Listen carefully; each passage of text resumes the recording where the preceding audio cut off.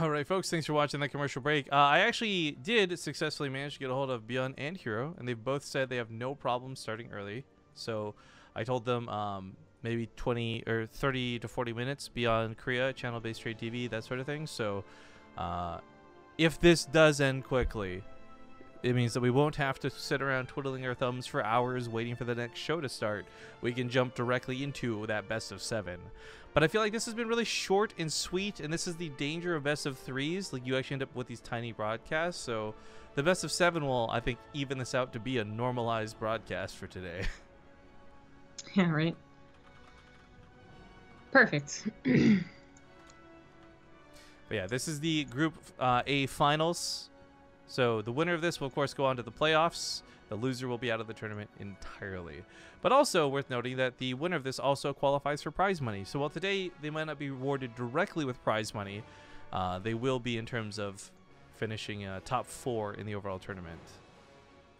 Which is awesome. Cool stuff. We also had, who is this? Kenskog, 3-month resub. Thank you for joining us again. Stig Vatland for 7 months. And of course, double shoutouts to Fezza because he says he's been busy. Dude, you're here watching. That's all I really care about at the end of the day. But I really do appreciate this sub. Thank you for that support. But getting into Ascension to Ire for the first map. Interesting. Yeah. Oh, wow.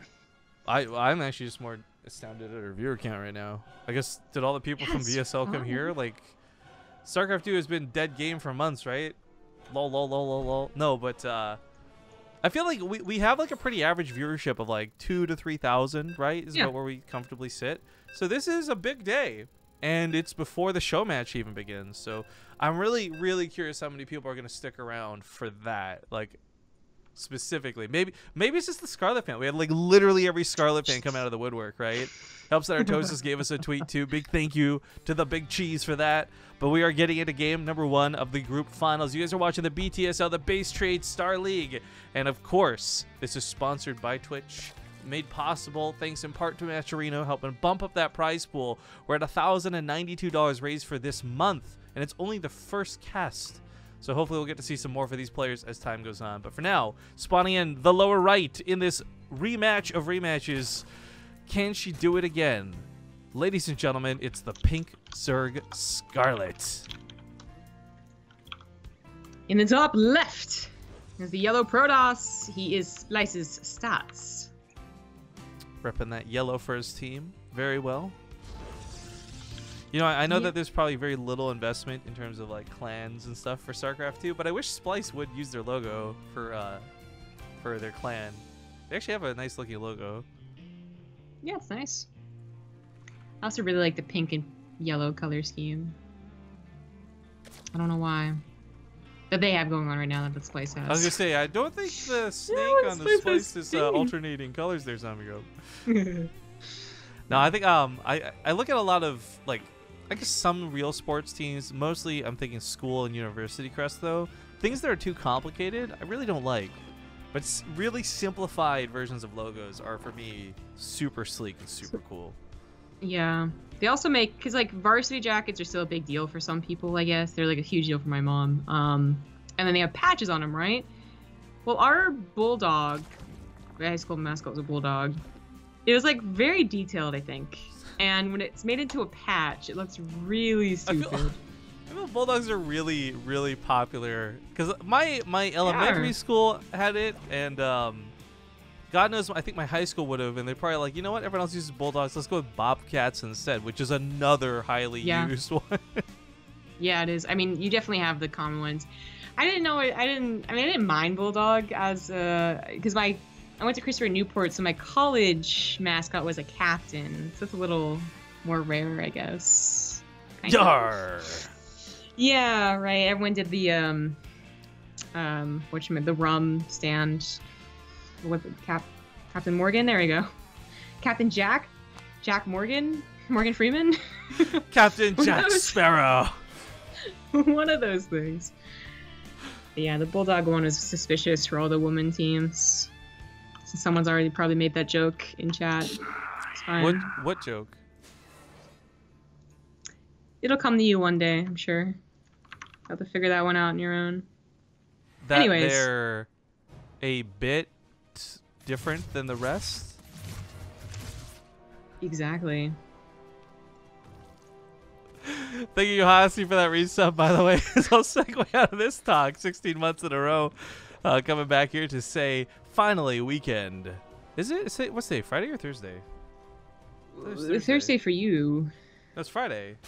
Oh, it's Friday morning for you. That's right, yeah. Yeah, we are moving to... I've lost track of the week. Holy moly. One day casting off really screwed up my sleep schedule. I ended up sleeping twice during that day, so it's made me, like, super loopy. I kind of... That is the one thing I will say. When I was a security guard, before I got into StarCraft and esports and casting and all that, like, your week was very clear. Because you worked like 12-hour shifts and it was regular stuff. We work so irregularly and I sleep so regularly. Sometimes I wake up and I'll be like, is it Monday or Friday? I don't actually know. What the fuck's going on today? Yeah. I mean, I would always be in practice for writing, I guess, the 2000, like year 2004, right, in school. So that when it bumped to the new year, I'd always be confused. But since I don't write the year anymore, I just don't give a fuck. Yeah. Like 17, got it, nailed it, got it. You know, I don't know if anyone else had this problem. This might just feel like a strictly Rifkin problem, but in elementary and high school, I'd always have trouble for the first 2 months of every year. I'd always write the date wrong because, oh, name and date, the top right corner of the paper, right? And, like, if you found any of my paper from February to January, you'd always see it scribbled out because I'd always mess up the date. Yeah, exactly. Exactly. I remember doing that a lot in school. I also did that one test where they were like, it was like something like they were supposed to be so flipping clever about. You're supposed to read the paper before you actually did anything. Oh, and you like read the last very question end. says, like, don't put write your name. anything. Yeah. Yeah, exactly. God. I was like, wow, you guys are super cool. You know, the thing is, I always heard those stories, and I would, every single, from grade 5 till graduation of high school, I checked my papers, and never once did I ever see that come up. And I remember graduating and thinking, I feel so pissed off. I spent so much time looking for this. It was like the biggest, lamest Easter egg hunt for the last 8 years. Yeah. Yeah. Okay. Well, anyways. This attack is kind of normal. I'm really confused about the Void Ray. I really love the Void Ray for cleaning up Overlords, but Stats gets aggressive with it. Like, this is Scarlett's main base Void Raid, potentially. Not in terms of like things dying, but the Overlords going down. Of course, we saw these two play in the very first match of the day, and as you recall, if you recall, he did open up at the Stargate in that Void Ray, and then Scarlett just like Ling Hydra busted and absolutely destroyed it. And I was like, why was the Void Ray even made? I don't bring that up to talk more about the Void Ray, because the Void Ray is kind of like whatever, right? It kills Overlords and maybe helps out against roaches, but who makes that early on anymore? But it's just that like Scarlett had such success with what she did. The Hydra bust and the Lurker bust, respectively, both worked wonders. Now this game, she goes back into what is, I think, a very standard way to play PvZ, which is the +1 melee into Ling and Baneling, of course, but or Ling and Hydra. Baneling Hydra, there we go. But the point is, not like one of those kind of like cheesier busts that we saw in the last series. Well, this is where I like the Void Ray, right? And I don't actually know if this was made with consideration because we saw the same moves before. But like, let's say hypothetically Scarlett was going to Lurkers again. Not even cheesy Lurkers, but just Lurkers in general. I think that Void Ray is like a godsend in those scenarios. Yeah. Well, that Lurker bust though really did feel like a once in a while game, and I don't know that she'll be able to pull that off again in the series. Yeah, I don't know about that, but I still feel that Hydra bust of any variation of like whether they're upgraded or not, like whatever, like they are pretty effective. But the fact that the earlier aggression worked out so well twice, different units, but still early aggression, I'm surprised that she went more of the macro front, right? So Zats has planets on to get to his charge and +1 and Archons. His third base is absolutely set up with SimCity, even going to a fourth right now, which she scouts, and she is making a lot of Hydra. She's already at the 73 drones after all. She's just making army. And her Lings will be upgraded too, so she's going to try and knock that down, and then I guess look towards that third base. She could knock it down probably just Lings right now.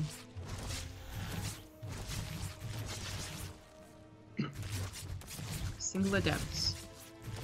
No, it's actually, you know, scouting might be what he was hoping to get through this. Well, there's nothing in the main base to scout. Right. No. Actually, yeah, Scarlett's very much a player who will put, like, the Hive at the third sometimes, and, like, Tech not in the main, basically. So, getting that Adept off is not guaranteed to see much. That is a very small army with no defenses. It's Why? going to die to Hydras. Like the Why actual why army, would it well, it's weird, right? The army supply isn't bad, but it's scattered north, south, and in this Warp Prism too. So this Yeah. army is like maybe a third at best of what Stats has, but yo, he's gonna lose this base. There's no doubt about it. Absolutely. I'm surprised he even thinks he's going to keep it. Like, he has eyes on that army moving forward, and he did not cancel it. And actually, this is a bit of a callback because we discussed this before, the whole charge lot Archon, but of course charge lots into storms. Maybe a couple good storms could help level this out. I mean, Archon's going to deal with the Banelings and Lings, and the storms can maybe deal with the Hydras, but maybe with a big asterisk. She takes out the 4th base, but she's got to clean up her bases before she pays attention to the main attack, although Stats chasing after her was a very dangerous thing to do. He wasted like a good 30 seconds at the main with this army. I thought this was maybe buying time for more Warp Prisms, but he was just totally distracted on the left side. Yeah, and if she can take this out pretty easily, which she is doing pretty easily, then she can focus entirely on the main attack again, which is still very scary. Sure, Stats has built up storms, so he has like 3, maybe even 6 by the time that the attack actually comes. But especially if he's going to be aggressive, he's moving out in the middle of the map right here. That's concave territory as well as creep spread that she has the slightest bit of an edge against the micro. Yeah. This is a very small, important unit-based army. If there's like Banelings from the north, I think Stats is screwed. If there's just like a Congo was talking about, I think he's going to have a very difficult time. I'm really surprised that he's out here. He at least had the watchtowers to know that this would be a bad position, so he does fall back. Yeah. One of the problems we're seeing, though, witness here through these drops, unlike Terran, who do drops and usually get out alive, you know, they do the damage and they get out. That's where the trading comes in. Stats, unfortunately, has to keep dedicating units, leaving some behind. Like, you can't pick up more than 4, so Zealots are dying off. And these aren't the best trades. The resources lost are reflecting that. But he's still causing damage to Scarlett. And more importantly, keeping her from pushing to kill him. Yeah, exactly. She's probably regretting not getting that Spire earlier. I mean, she was just barely able to clean up both Warp Prisms and attack. And then another, Warp Prism came along and did what it did best, which is buy time. So absolutely Stats is playing it like he should be. He needs to get a better, more sturdier army. But if she had a Spire, well, if she had a Spire before, she's already cleaned out these Warp Prisms, but with a Spire now, she's putting her entire bank into it, and that's pretty cool too. But at the same time, Stats is moving on to Stargate Tech, and I don't think this is for necessarily the Golden Armada, even though that's the direction it could go. His money's not there right now, right? But with just the necessity to get Phoenix out, he'll at least have production for it, which is something Scarlett might not be anticipating. She's like, oh, 17 mutas, I'll catch him off guard real bad. Oh, wait, he's producing like 3 to 4 Phoenix at a time. Yeah, the timing's not so great, but if she gets right on top of the pylons, then that'll be good. There's a lot of timing question marks that have actually happened with this game, right? So it's surprisingly long, I guess, considering how the first series went. And I thought this would be another stomp. Like maybe this was like the Masa effect. I was like, I guess so. I was gonna say I was terrified that it would actually be the group curse effect, stomp in the other direction. Well, it may still be. Here we go. They're taking out the pylons. Stargate has nothing to really help defend it. Stargates. Yeah. Not even the pylons, just the Stargates. Oh, There's geez. a couple of juicy pylons that she'll be taking out eventually, as Stats has to bring his entire army back, including Fat Archons that are going to have a tough time responding to it. He had to actually kill his own gateway to get in. He was blocked out. Yeah, and he's still having trouble. He needs to go through the mineral line. Oh, That's not what Fleet we want. Beacon's going to go down. This is nice. This is like So- you were saying, like if they go to third base and there's like 7 Phoenix eventually, the mutas are no big deal, especially with the upgrade. But because they get right on top of that production, these are doing a lot of damage. Yeah, and if the Archons could just get a hit, but now that he's out of position like this base is in trouble. Immortals, oh no. Not best. Okay, well, the Banelings do roll into the probes. All he needed was one Baneley to get in there, by the way. This is like the Death Star, right? Like just one torpedo gets in and kills everything. But those Immortals were like us against the world, and they didn't do a bad job. Just they couldn't soak up every Baneling. So many Hydras. The Fleet Beacon may have died, but at least, oh god, 43 probes, Jesus. It at least had the mothership out, right? Like Anion Pulse Crystals, the Phoenix range was necessary, but at least he got the cloak going, because this stops that Hydra army from snowballing too out of control. But man, and oh man. Yeah. Oh no, this pylon is such an important pylon. There's not a name for it, but if there was, it would be a big important name to go with it. Tidal T-Pylon. Tidal T-Pylon. Oh my god, I actually like the ring of that. Alright, well, she saw the army recall, of course, so she just sends that ground army right back to the 4th base and stats. I mean, it's on 28 probes anyways, you can't really saturate it, but it's going to die here. And she has absolutely taken control of this game. Stats is going to be forced to do one last ditch to just all in, you know, and it's not going to work. It's real heartbreaking that he doesn't have Blink, because Stalkers on +3 upgrades could viably take on these mutas. Yeah. Well, that is I think, a risk that every Protoss knows is available when they play Charge Immortal, kind of. I mean, Zealots on the other side of the map, they got some counter damage to, right? 13 drones, there's nothing compared to like the 40 plus the stats lost. Scarlett's also got like crazy spine crawlers set up. 61 probes have died in total this game. Like, and these mutas are still at a really, really good count. But, and like, I don't want to make this seem like Stats has a better chance than he does, but he still has an army that's standing. He has Anion Pulse Crystals, so now he actually has a straight up hard counter to the mutas that should never ever be in range of these Phoenix if controlled correctly. Yeah.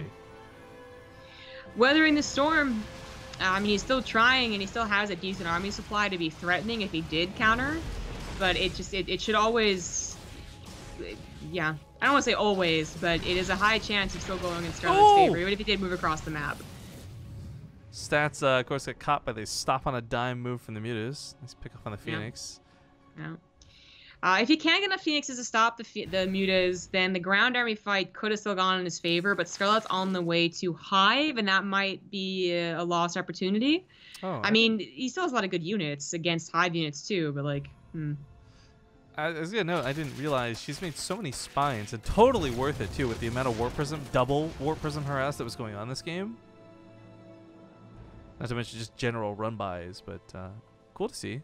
Like that she's not being complacent about her own defenses. Yeah. But yeah, this is Stats is like only mining base. Income graph is gonna look very pink. Yep, not surprised. It's very pink. And Scarlett was banking a lot from all of these bases, so she gets every single upgrade, or just, you know, almost every single upgrade on the board here. Going for Ultras, not a greater Spire. Broodlords are kind of, unfortunately, laughed at by a lot of Zerg players. You know what? I actually kind of like this move a lot, because she knows there's not going to be Immortals being pumped out, what with all the necessity to kill the mutas. Yeah, well, yeah, for sure. I mean, there's always still that chance they have, like, 8 Immortals, for instance, and they do push across the map, and like Ultras do, like, they look so terrible, but this isn't one of those games, so there's only a couple of Immortals. So the Ultras might still just work out. I love the Infestors, though. Like, a problem could literally be losing your mutas and then not actually having enough of a ground army to go up against what is a very good Protoss ground army, but if you make sure the mutas can always dominate, then they should never win a base trade. Yo, there are not just 38 mutas, but so many Infestors underneath this, right? Like, anything that tries to catch them is going to get fungled. Exactly. Like, she should always have this in her back pocket. I don't actually know. Oh, man, Storms, Archons, and the Feast. I don't actually know. Can a Stasis Trap trigger on units that are burrow moving? Burrow? No. See, you're technically going underneath it the same way air units go above it, right? Like, I don't know. Like, I don't actually know if it was burrowed, though. Well, like, I mean, sorry, if it was revealed, sorry. Well, yeah, but I mean, like, if the Infestors move under, would it trigger it, is my question. I don't know. If they're revealed, maybe, but definitely if they're not revealed, then no. I'm like 99% sure about that, but the more I think about it, the more we haven't seen it. So. Yeah. Scarlett's mutas are already, of course, I think, winning her the game. There's no doubt about it with the probes that have died leading into this. Oh, the Templar die, the Archon's down. But they still have this problem with the Phoenix, right? However, the Ultras coming out, I think, are going to be absolutely fantastic. Well, this is like the one supreme scenario that can make Stats win this game, and that's if she lets all of her mutas die to the Phoenixes. Oh, fungal? Okay, yeah, she caught up with Infestors. Okay, good. Fungal? But then also has like a direct fight with the ground army of Protoss, because the ground army of Protoss is actually pretty good. So this is why I was really worried about her late fungal. It wasn't that like, oh, she's not going to get the fungal, but yeah, the army came over, it kills all the Infestors. She lost the opportunity to fight because oh man, Phoenix can't fight with their advantages that they move. Like, locking those down would have been so critically important. I think Scarlett just lost a big advantage. Yeah, I think with everything up until that point, I had very little belief that she could lose, but that's kind of the perfect scenario, and with it, maybe now she could lose. It's still going to be very difficult to do. I mean, there's so many bases to kill, really to go down to a base trade, but recall very smartly done. Now that he knows that Ultras are on the way, then he should be Actually, I don't know if he wants to try and get more immortals. It's so expensive, but yeah, he's got to try and get more immortals. I gotta imagine in scenarios like that, you're like, the legacy of the Void intro lied to me. This Archon's doing nothing to the Ultralisk. This is garbage. Yeah, that was the thing that bothered me the most. People brought up like the warp-in times and whatnot, but I just was like, no way an Archon does that. Yeah, and like especially when it dies, it doesn't exactly suicide take the Ultra out with it, right? Like, it should. It's power overwhelming. Anyways. Did you just turn on cheats? Yes, I did. Now Stats is gonna win for sure. Stats, I mean, he's still weathering this like storm, and I don't think he's gonna do it. But it's just getting these scenarios could actually snowball, and I'm like a little bit worried. I think she's gonna grab the mothership, and he's not gonna be ready for it, and that might just call it. Yeah, probably for the infestors. I mean, she might not need it. Like, there's still not that many immortals, so this round of ultras is actually still gonna kill every army. But like, if Stats had maybe not lost as many probes, or he had not done a couple more push-ups and actually had, you know, like a 170 army supply right there, like that's danger territory. But he was so low in supply. That was such a good game out of both players. I'm actually really happy that we got to see that. That was awesome. But it was only game one in a best of 3, and this is the finals of the group. So Scarlett and Stats both fighting to get to that playoffs, and most importantly to the payoffs, because top 4 are the only ones that get paid for this tournament. But small break as we get into game number 2, guys. Sit tight. Thanks for watching. More Scarlett Stats when we return. We thank you for waiting patiently through the commercial break, guys, as we hop into game number 2. Now, I don't know whether this will be another 2-0 or maybe this will be the reverse kill.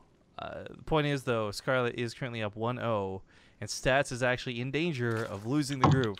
So, without further ado, in the bottom right, we have the Pink Cirque player, Scarlett, playing for Team Expert and rocking the BaseTradeTV house representation. In the top left, as the yellow Protoss, he is Stats. And, of course, it was brought up earlier, which is why I will bring it up again, because there was confusion. You know, we've got Scarlett and Neeb and Time and Cloudy. We had Drogo and Sort of. We got a lot of players who are interested in still coming to the house to train in Korea. And one of the cool things about it is, like, this hype matchup, Scarlett versus Stats, it's sick for a lot of other reasons, but the one that's probably the least appreciated here is the fact that this is a no-latency game in terms of, like, oh, he's not going to see that. He's not gonna, he didn't see it. He didn't see the drone.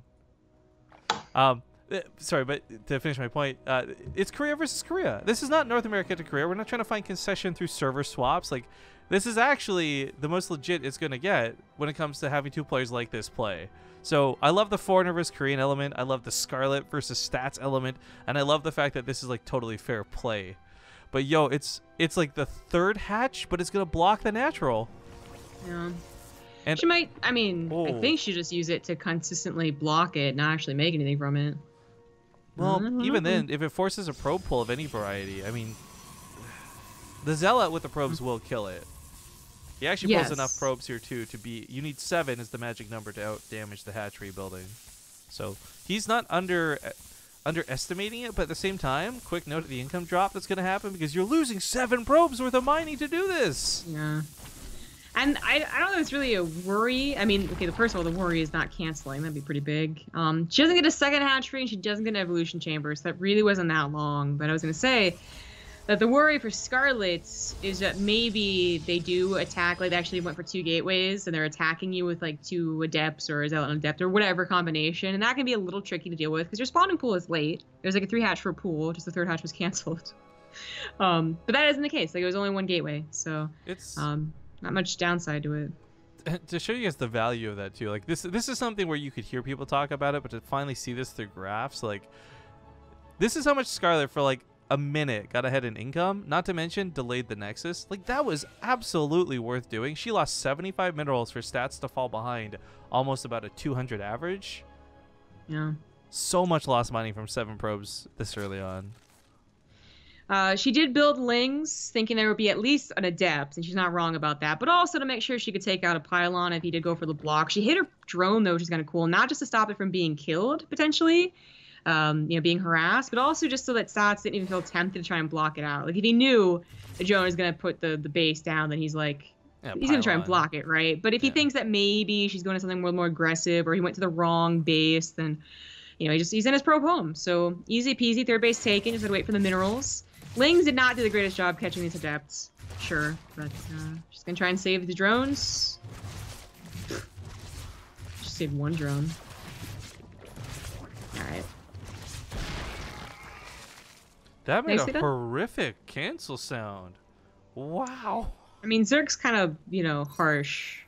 I always thought it funny, actually, in Brood War. It's such a weird thing to notice, but for me, I've always noticed about when things are canceled and killed. The Protoss buildings just are like, okay, and they kind of like shrink into themselves, and they just kind of stay, like, they don't do anything. They don't explode. They don't make a big sound. They just kind of shrink, and they're like, okay, I guess so. They changed it in StarCraft 2, so now they at least explode a little. It always reminded me of that Pac-Man cartoon that was like, don't touch, or you touched me. Touch me. Yeah, exactly. Anyway, it's actually the funniest thing too, because everyone loves to bring up that the sound effects and the music is better in Brood War, which, I mean, they're really good. The music definitely is. I think people think, like, because it's an older game, of course they're going to be more iconic, but the sound effects too. But that's like the one sound effect that isn't actually even a sound effect. It's nothing. It's actually just. It's the void. It's the returning to the void. With someone's the going to bring included. up that. Oh my God! You just gave someone. You gave the Brood War elitist in chat right now a reason to think it's better. Clearly, just goes back to the void. Like, why would I make a noise, guys? Side note to the music thing, by the way, StarCraft 2 actually has some wonderful music, but a lot of it doesn't get utilized. If you guys want to look up this one, look up StarCraft 2 Hot's Vengeance soundtrack. It's from one of the original trailers for Heart of the Swarm. It is like super epic and super cool, and I don't know why it's not part of the game soundtrack. Yeah. There's also this like fad too. I remember they put some new music in, and there's a lot more epic music at the start of Legacy, and it just like all disappeared. I don't know. I'm a little bit sad. A lot of the big tournaments too will like mute in-game sounds and play their own like soundtrack to the background of other StarCraft customized music, but I don't know why the default one. Like, I can understand for playing, but yo, give the observers some love too. Make this more epic for the audience. Imagine you're listening to Two Steps from Hell right now without copyright infringement. This game is like so much epic when nothing's going on. Should be your passionate speech at the Blizzard Summit. I have a very important thing to talk about. I need 30 minutes of your time. Trust me, it's gonna be big. You're like, Rifkin, you presented two pills, a red and a blue pill. The red pill fixes the game music. The blue pill fixes balance. I'm like, well, the red pill, obviously. Obviously, yeah. No, I'd fix the game bugs. Oh, that reminds me. I was supposed to take a video of what's happening here. I'm actually so used to the lagginess of the observer camera. So used to it. Anyways, more importantly, adepts come in here, unfortunately not caught preemptively. They do get into the mineral line of the natural, and this is the part where it sucks dealing with adepts. Because even if they die eventually, they're, you know, in the mineral line, so it takes a lot longer. They're denying mining time, so it's damaged no matter what. Here they do get caught, and it is going to be cleaned up. Not too bad. All right. Well, this only got about 7 drones. Stats, I'm really worried for him right now, right? Like, he's going for charge, and he's going for a lot of the good composition that I like to see. That good for Protoss, right? But he's got such little army supply that if Scarlett actually had, like, a counterattack already set up, like, even if it's just, like, 6 Lings or something, and Stats was, like, I don't know, he could have lost a lot of probes if the Zell's not in position. His army supply is just not big enough to spread between the bases. A Ling drop hell could even be dangerous. Like, none of this is happening right now, but it's the fact that it could have been that scares me for Stats, because he gave away so much for so little. That could be the scariest part, yeah. But it looks like no counterattack in mind, still droning. Could you follow a unit real quickly? Okay. Are you recording for the video right now? I am actually, yes. That's the easiest way to see how laggy it is. Okay, thank you. Yeah, for those who don't know, it's very smooth here on my side because I'm the one with the camera, but there's been a bug, like, ever since they had this bug where, like, the camera spin would get stuck, another bug got put in the game, too, where the observing following mode is really bad. It feels like you're losing FPS while watching it because it's so jagged and rigid.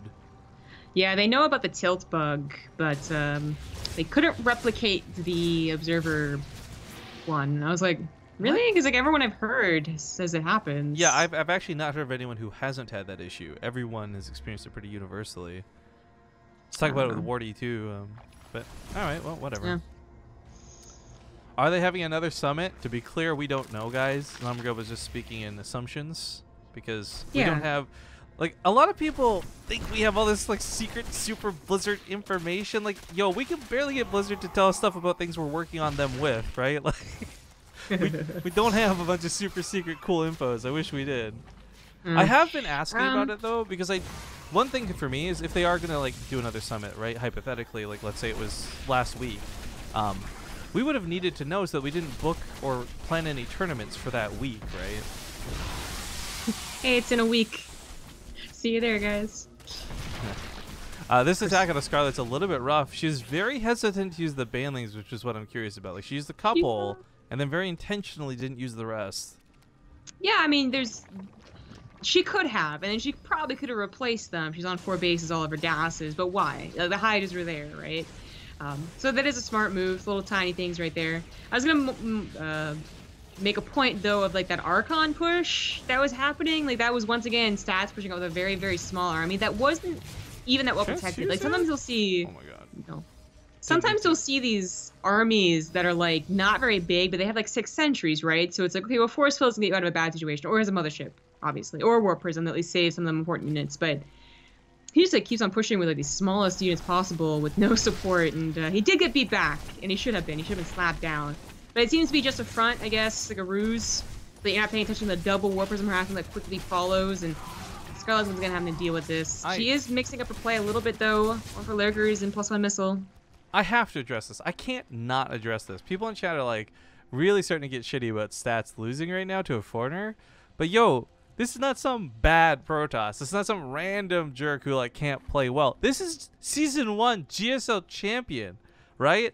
And that's not to say like that automatically grants him a pass, but this is a player who was good enough to accomplish that. To call him bad is not just disingenuous, but rude. Like, hello? Rude. Like, if anything, yeah, it should be more impressive that Scarlett's winning, not less impressive that Stats is losing, right? I don't know. That's how I feel about it. It makes me a bit sad to see people think the other way around. But regardless, they attempted the Warp Prism, not really getting a lot more done. It is safe to say these Zealots are at least getting cost efficiency out of this. Like, you know, it's a couple Zealots for Hydras. That's always nice. But the bigger question is whether this is buying Stats enough time, right? All these attacks are keeping Scarlett at home, giving him time to do things like bulk up energy for Storm. And there are a lot of stasis traps that have been built thanks to the time bot. In fact, wow, this is a lot of stasis traps. Yeah, I mean, the Oracle hasn't really been... The funny thing is, actually, with the Warp Prisms, the Oracle hasn't had to be used to do Revelation, because the Warp Prisms are kind of keeping track of the army anyways.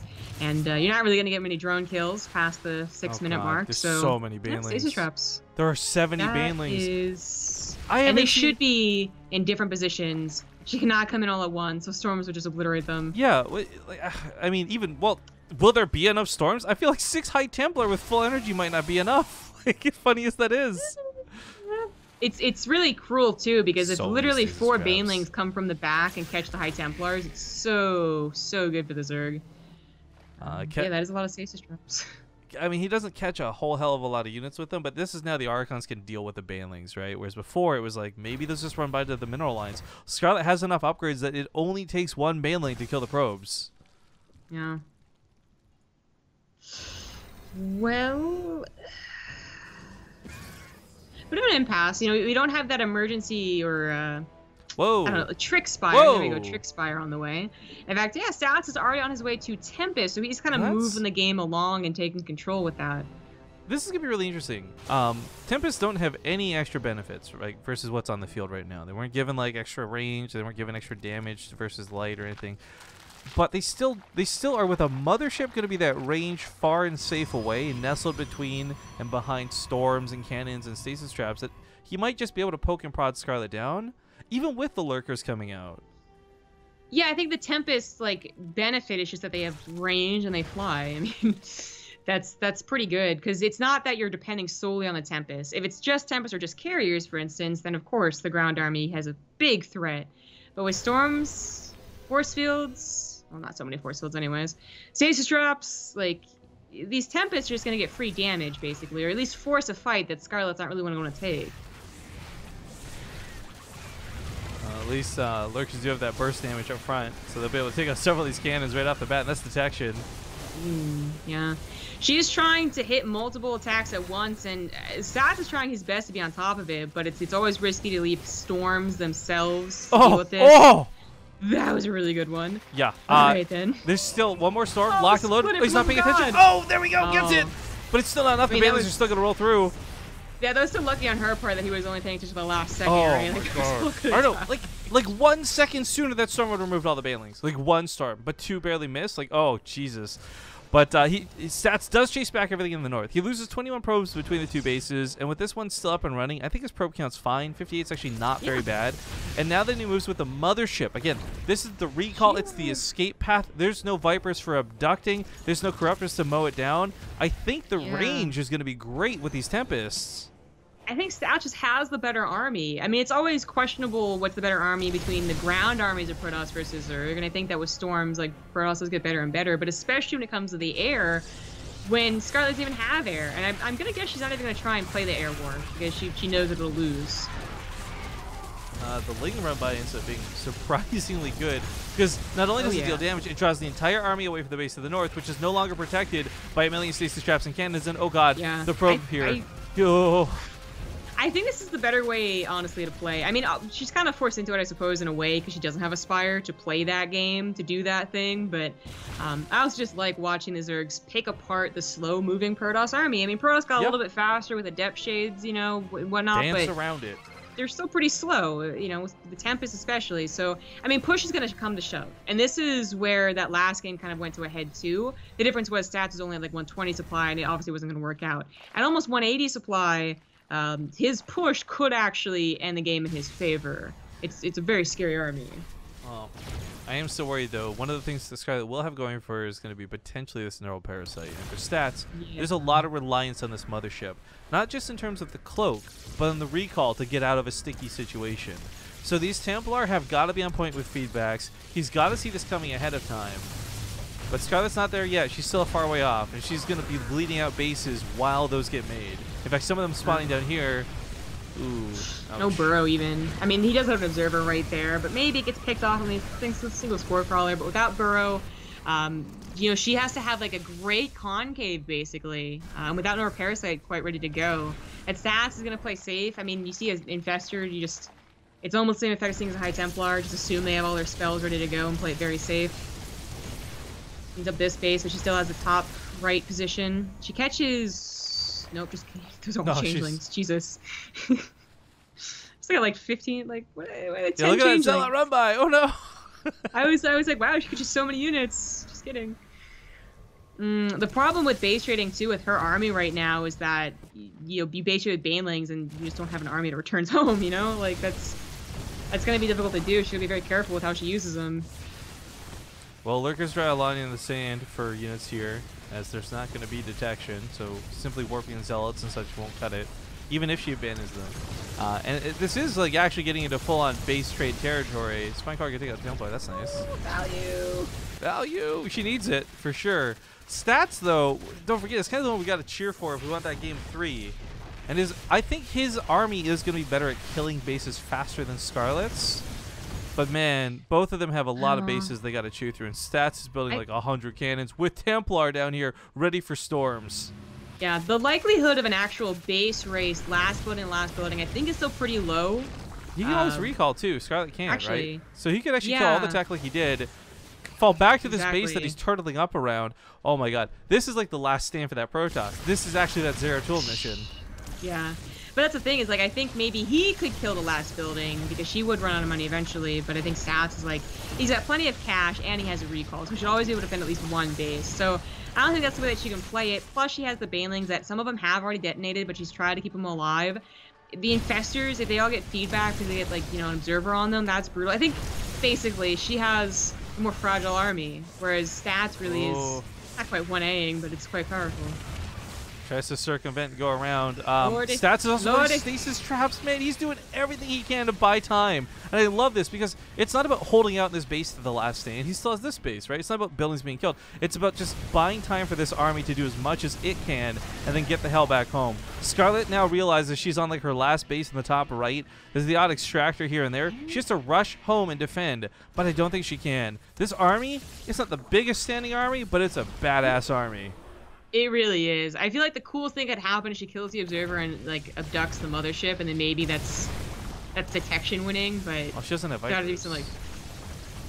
Did I say abducts? Yeah. I mean kill and then neural parasite the mothership is what I meant to say. I really wish High Templar wasn't such a big threat because Abducts would have been so sick if she had been able to pull them off. But the recall to get out of there, so dank, so dirty. She does start up a hatchery, but she's on 3 drones. Recovery here is not really an option. Stats is without a doubt one game number 2.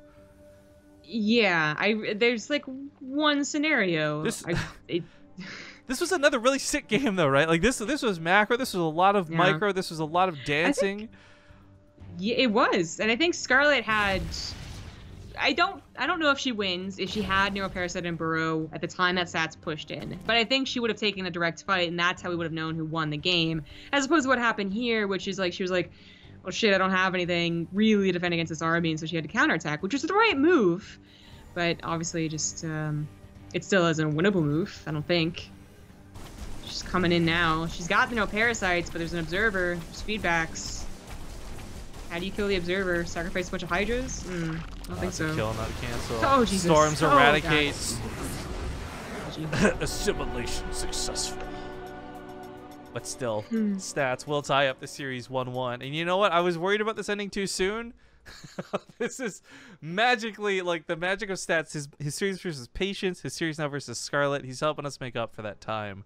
That being said, I know that Hero and Beyond are both on deck and ready to go, so maybe this third game ends up finishing out quick. Maybe it's another long match. But I do want to remind everybody that we will be doing 2 tournaments today. This is the finals of this tournament, but immediately afterwards, we're going to have a best of 7 show match TVP with Beyond versus Hero. So a small commercial break. I'll see you guys soon. All right, folks, we're back. We're getting into game number 3. Things have been tied up 1-1 amongst these players. A fantastic series, to say the very least, to round out the finals of this group, determining which of these players will advance alongside Gumiho into the playoffs. Of course, this is brought to you thanks to Twitch and Masterino, and we've used up a lot of codes. Some people have made some generous first-hand donations, too. We're up to $1,100 in prizing, and it's only the first day of crowdfunding amongst many. Thank you to Niesco for the $30 contribution, by the way, and 80 cents. Damn it. That's the biggest number so far. But in the bottom left, we have the pink, a.k.a. light red Zerg player, Scarlett. In the top right is the yellow Protoss. It is Stats. Actually, and this is actually, you know what? I'm going to throw this to a chat vote, okay? Here's the question, guys.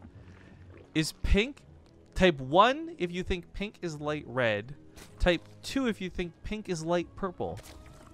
What? I'm actually curious what direction that I was goes. gonna say light purple. Oh my god, if anyone says light purple. It's not a thing. Anyways, the silliness aside, yeah, we do have a best of 7 coming after us, but there's some been very, I want to say, like, interesting discussions sparked on Twitter. We saw some of this during the ad break regarding today's viewership, which has been phenomenal and outstanding, to say the least. But I want to comment a little bit on it, because one of the questions brought was like, well, if all the cups are gonna, like, this is our first experimentation, right? If all the groups and all the cups are gonna have this kind of viewership, will we stick with it and say, like, forget the open cups, we hate players, blah blah blah? Here's where it comes down for me. For those, like, I can't go into direct numbers because it will violate several contracts and rules we've signed, but a quick idea is, like, the difference between 3,000 viewers and 6,000 viewers is actually not that much when it comes to money. And to be clear, if you guys have been paying attention through the broadcast, well, thank you to Miguel and many other people who have subbed today. We have probably got, like, a less than average amount of subscribers. We've gotten almost no bits cheered. Like, the extra viewership has not equated to more money. And the amount of money you make from ads is so insignificant that the extra, like, maybe $20 we get, that's not enough money to sway me away from it. The only determining factor that's made me perhaps favor this style of tournament over, say, an Open Cup is the fact that the Open Cups have been so, there's been such poor signups and so much, very little participation with them. With this, we came into today with at least the breadth of knowledge that this tournament would happen. There wouldn't be a question of, like, do we need to cancel this because there's not enough players to support a round of 8, like we've actually had to in the past.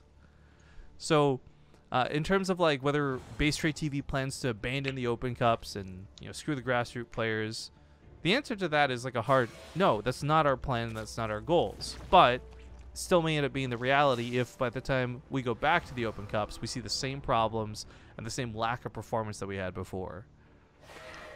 We had a pretty extensive talk about it, actually, for that Corsair Cup or whatever it was. Look at all those twos, by the way. Get wrecked. No, it's so, like, people were just doing that for trolling, I swear to God. Anyways, yeah, we had an extensive conversation about this already. Where, like, I think we both agreed we didn't really want to take away the heroes that would arise that we just didn't know about because we had, like, Botvinnik come out, and that was pretty cool. But look at more recently, Hades, aka Hours, like that. Yeah, dude. Exactly. We don't want to get rid of that either, but there's a lot of benefits to this format. But enough theoretics, as this game could be decided very quickly. Nidus Swarm. Hopefully, this Oracle dodges around it for Scarlett's sake. I like the theoretics, which I don't actually know if that's a real word or not, but just it sounds like the study of theoreticals. You know, like. Oh my God! It's theoretical sciences. Perfect. Well, it's scouted. Oh, as is it the though? Comes out on the main. Oh no, he may have seen the Nidus Storm, but he doesn't see where it's going.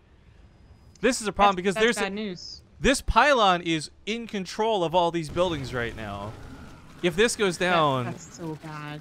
This could actually be game ending. Yeah, this is so terrifying. That Void Ray is so far from finishing. The army from Stats isn't bad, but the overcharge isn't going to be here. He starts up the new pylons immediately. The Queen gets transfused. Scarlett doesn't have a whole hell of a lot of units, though. So while she may have just done something critically good, does she even have enough to follow through? Yeah, I thought there'd be more Queens. The Nidus Storm was actually targeted down despite her having transfused. She just placed down another one. I guess that could have worked too. But yeah, but that's 100 minerals, 100 gas.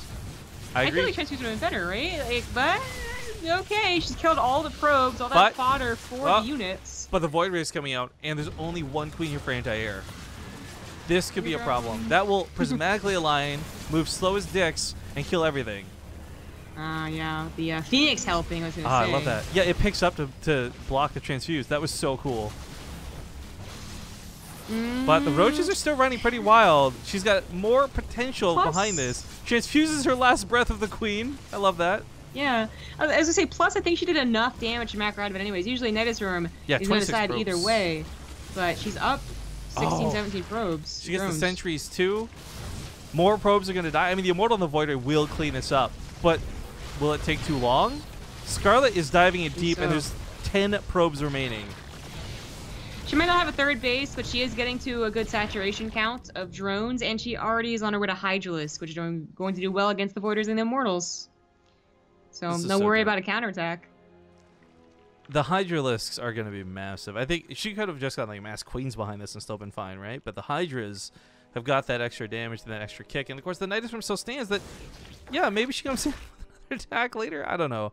Chrono Boost on the Nexus for Stats going to try and recover from this. He doesn't want to go down without a fight. Because, again, while there's not directly money rewarded today for playing in this, by qualifying through, you make the top 4 and you make the prize pool payout for this tournament.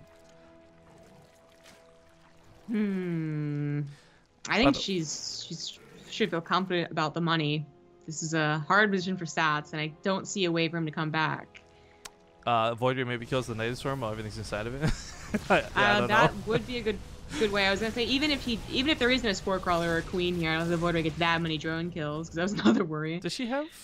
She doesn't really have vision for Nidus Storm. She'll have to put it in the front lines, so it's not gonna be sneaky in the back. It's just right up here on the front door.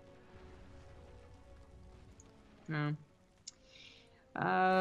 Front door bust might just work out fine. She should be able to. I mean, it's Hydras versus an Immortal. Was the Mothership Core even remade? No, there's no overcharges. This is it. Ladies and gentlemen, you're about to witness the slow death of Stats. Very slow death. Doesn't want to give up quite yet. His Void Ray is making its way back home.